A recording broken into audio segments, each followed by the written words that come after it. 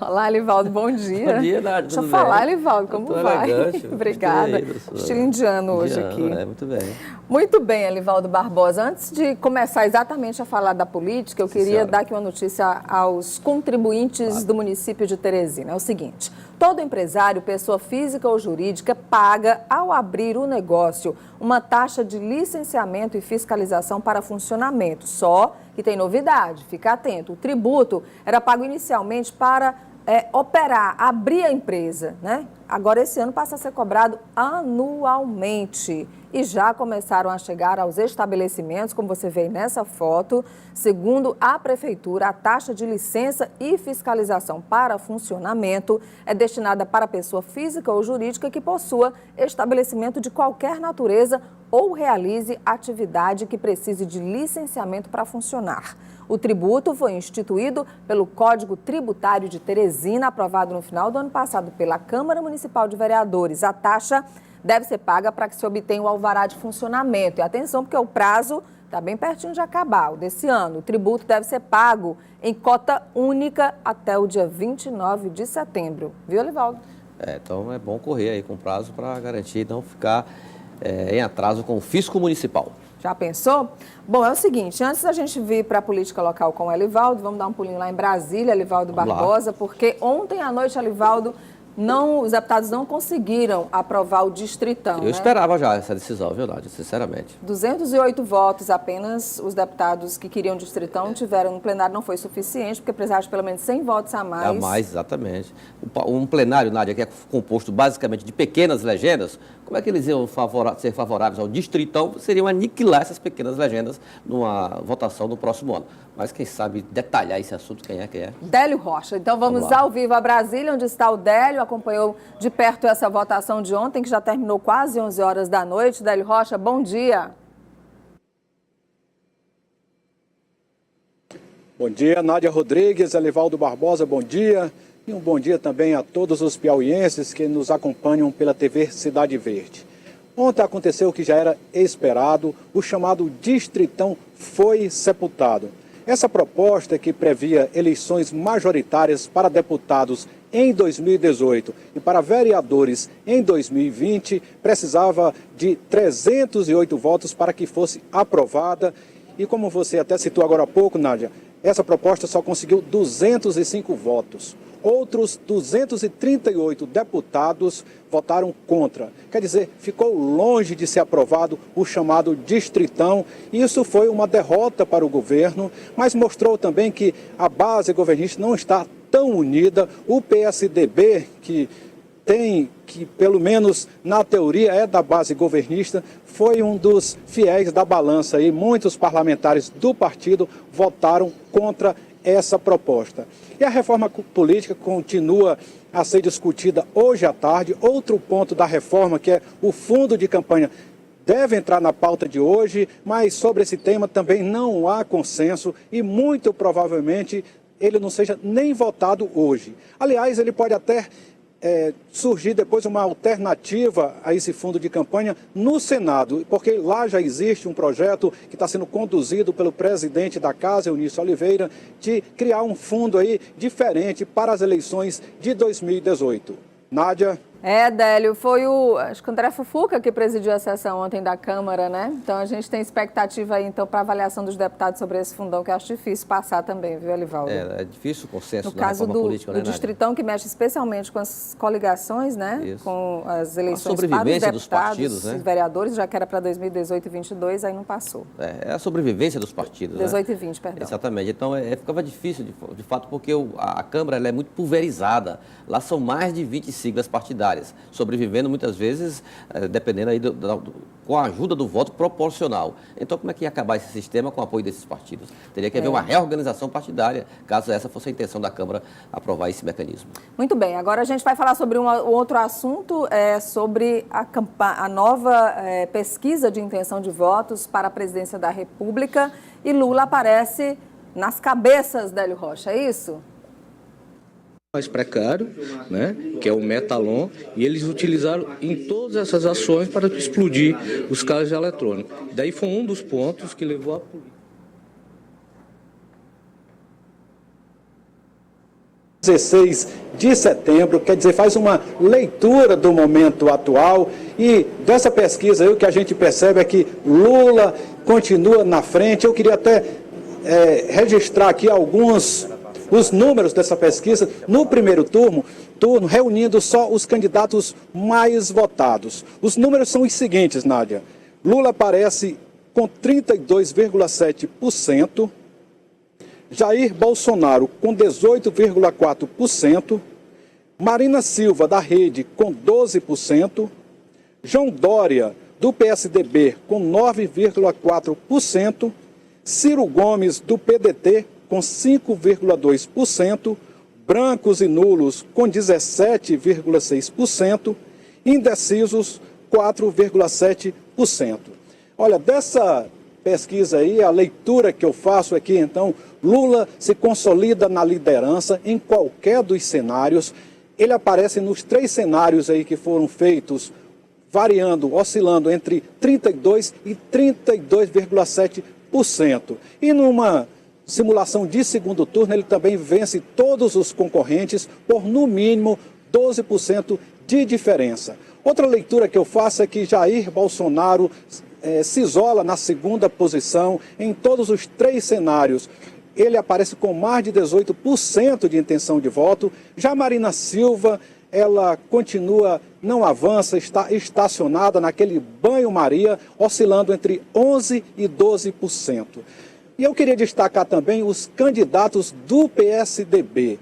Nos 3 cenários foram testados.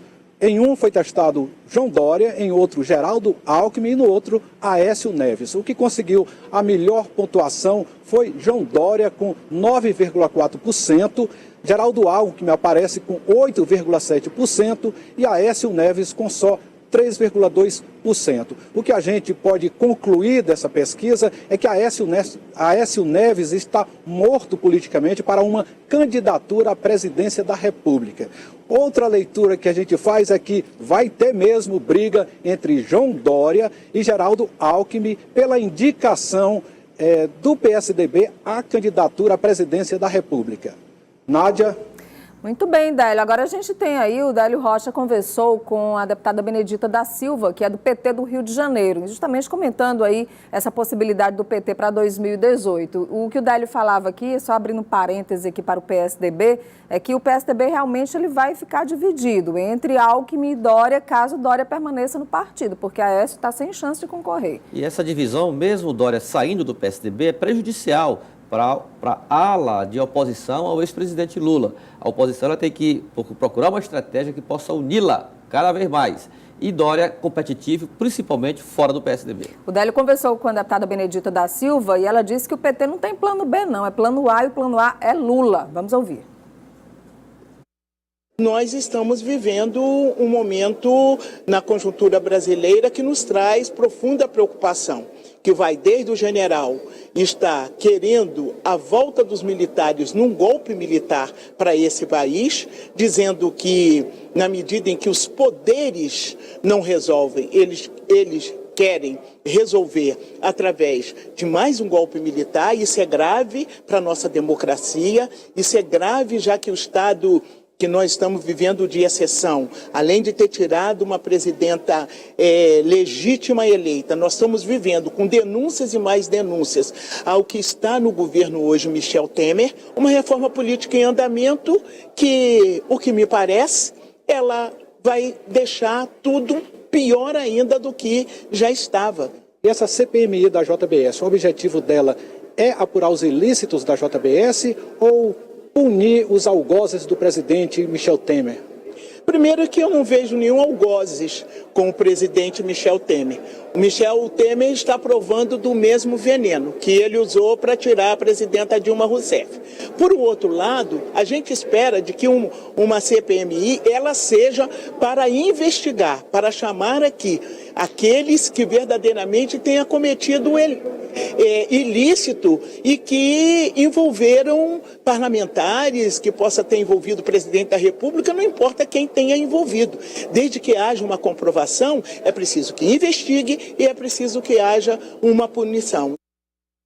Bom, a deputada Benedita da Silva falando também sobre essas investigações, Livaldo, agora a gente vai falar sobre a CPMI da JBS, que está sendo presidida pelo deputado Carlos Marum. Délio, a gente tem andamento dessa CPMI ainda hoje em Brasília? Sim, a CPMI está a todo vapor.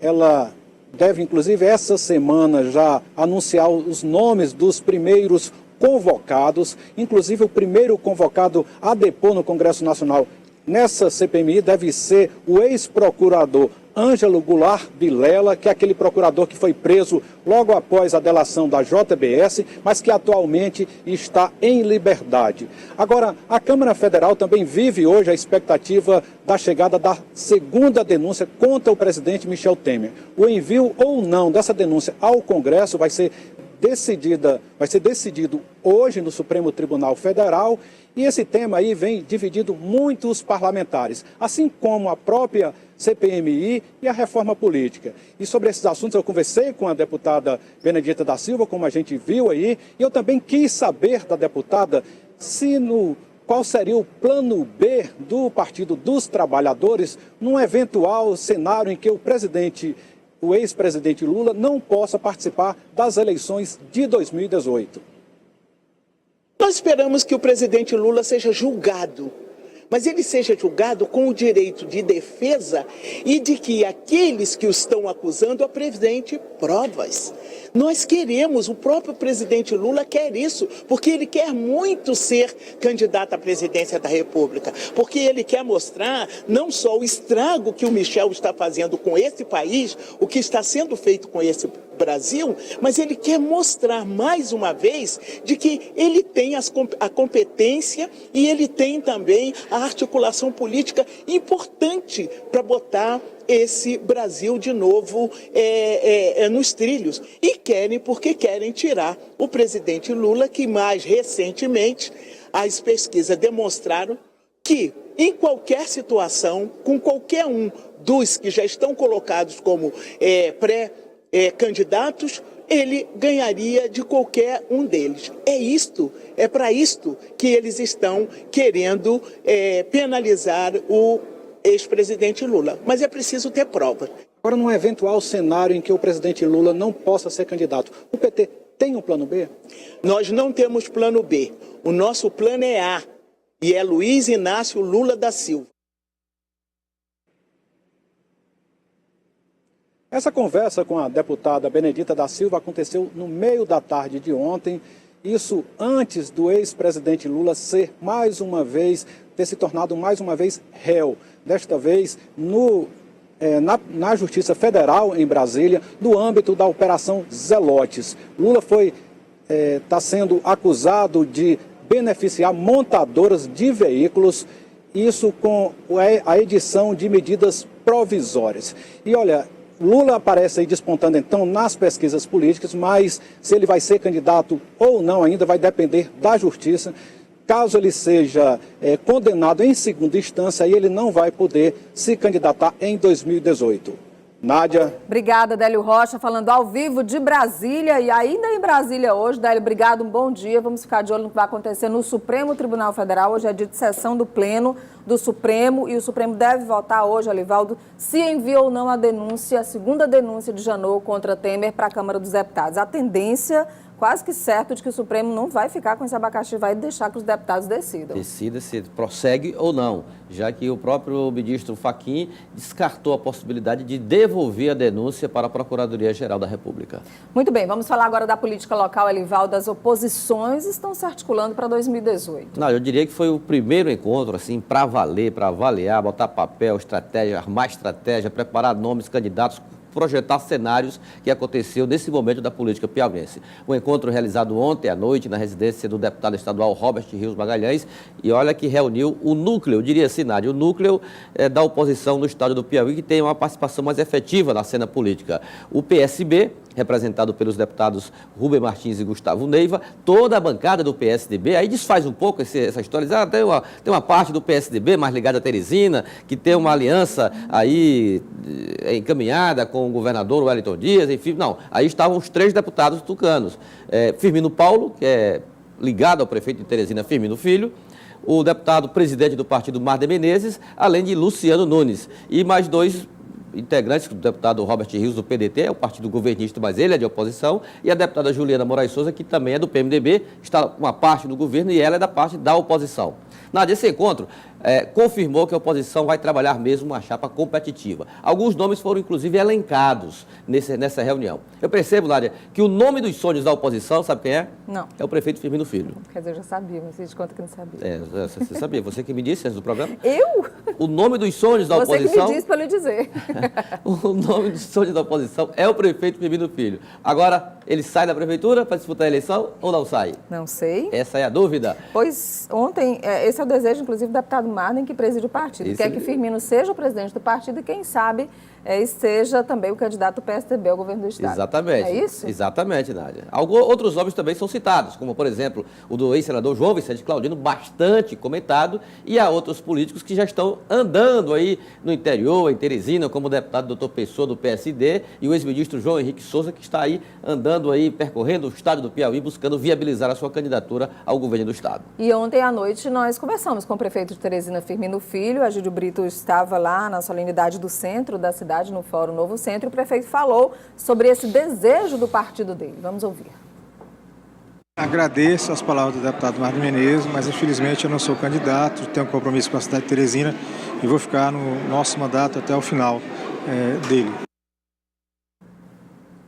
Aí foi bem light, o prefeito Firmino bem dizer objetivo, que não é né? candidato, né? Bem objetivo. Não Agora, tem candidato. sentido o sonho da oposição com a candidatura do prefeito Firmino Filho. Primeiro, porque beneficiaria o PMDB, que é um partido governista hoje, que ficaria com a prefeitura de Teresina de graça. E quem sabe não puxaria também para, eu não diria para a oposição, mas poderia até bagunçar um pouco a estratégia do Partido Progressista, hoje muito ligado aos tucanos de Teresina. Ou seja, no aspecto político da formação de uma coligação oposicionista, potencialmente o nome do prefeito de Teresina seria aquele que poderia aglomerar o maior número de forças partidárias ao seu lado. Agora, é claro que o próprio prefeito tem sido muito direto ao afirmar que não será candidato a absolutamente nada em 2018. Tem só que lembrar também que tem uma conjuntura nacional que vai ter que dar um direcionamento para os partidos maiores nos estados. Se o PSDB tiver um candidato forte à presidência da República, esse candidato vai precisar de um palanque aqui no Piauí.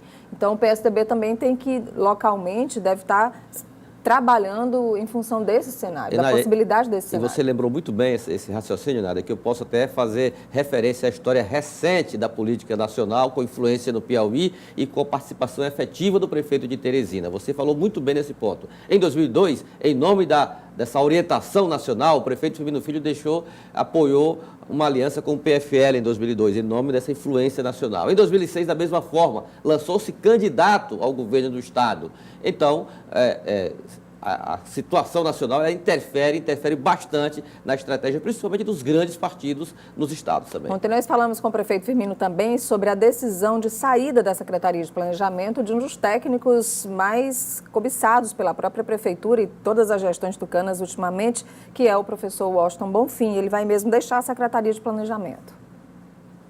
Nós não temos ainda uma definição, nós deveremos ter uma substituição interna. Vamos ouvir, conversar muito internamente para que nós possamos ter uma substituta à altura do professor Washington Bonfim. Bom, mas que ele vai, né, Livaldo? Vai, sim, com certeza. E natural, como ele não saiu ainda, não está assim efetivado, o prefeito ainda está demorando um pouco a anunciar o sucessor de Washington Bonfim na Semplan, aqui em Teresina. Vamos à última de hoje, Livaldo. Nádia, com essa expressão, qual o melhor projeto para o Brasil? Essa é a frase que determinará a palestra do pedetista presidenciável Ciro Gomes, no dia 10 de outubro, aqui em Teresina, no comecinho da noite, no auditório da OAB. A promoção é do Diretório Estadual do PDT, que realiza nesse mesmo dia, só que pela manhã, a sua convenção estadual para reconduzir Flávio Nogueira à presidência do partido. Será um encontro, basicamente, Nádia, voltado para a promoção do presidenciável Ciro Gomes. E não deve adiantar muito candidaturas majoritárias e até mesmo proporcionais ou filiações do partido em nível local. Mas até lá pode acontecer qualquer tipo de mudança e alterar um pouco essa estratégia do PDT para esse evento que promete ser grande e de grande repercussão na política estadual. Obrigada, Elivaldo Barbosa. Daqui a pouco, ao meio-dia, o Elivaldo está de volta no Jornal do Piauí, já na coluna Tempo Real, lá no cidadeverde.com. Abraço, Até lá, até amanhã, Elivaldo. Nádia. Até amanhã aqui.